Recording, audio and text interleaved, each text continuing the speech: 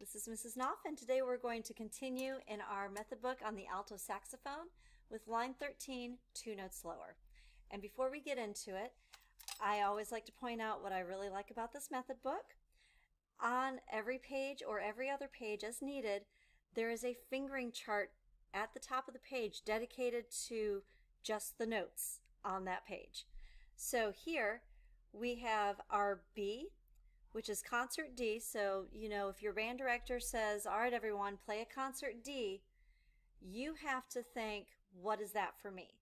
And so whatever they tell you, you go backwards 2 letters of the alphabet, the musical alphabet, and that is your note. And of course, you have to think about the key that you might be in. But in this instance, concert D is your B. It's located on the 3rd line, and it is just the first finger on the first key. Then your A, second space, which is concert C, you add the next finger. So now you have 1 and 2. And then G, which is concert B flat, it's located on the 2nd line, and it's just adding the 3rd finger. So 1, 2, 3 for G.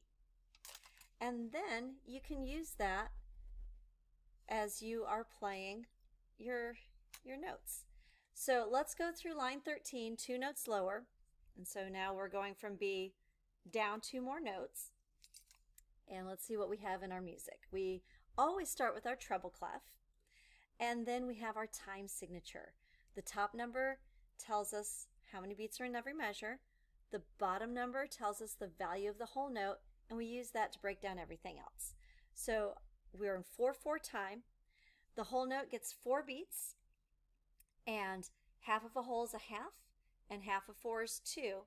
So our half notes that we have on the 2nd line, those get 2 beats each. Then half of a half is a quarter, and half of 2 is 1. So our quarter notes, which are colored in measure 7, those get 1 beat each. So let's go through and see what we have. We start in measure 1 with a whole note B, 3rd line, just the first key.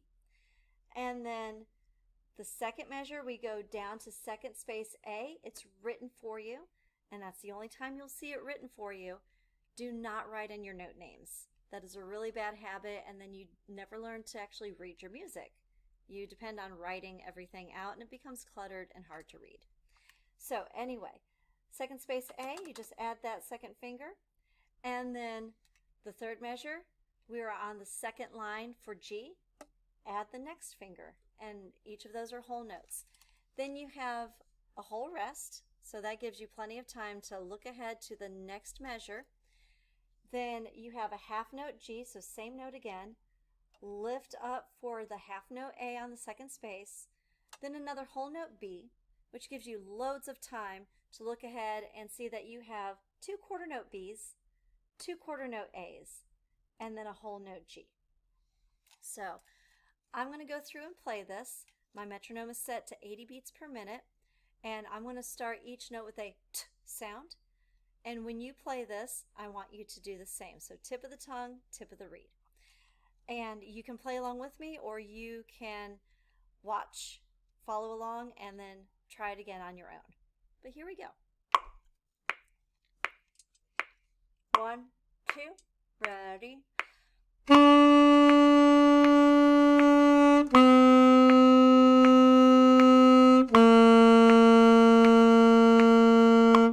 Next line, ready?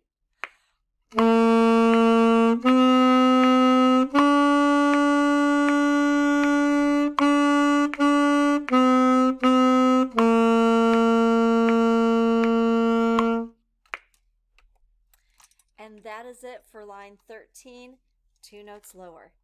I hope this was helpful, and we'll see you next time.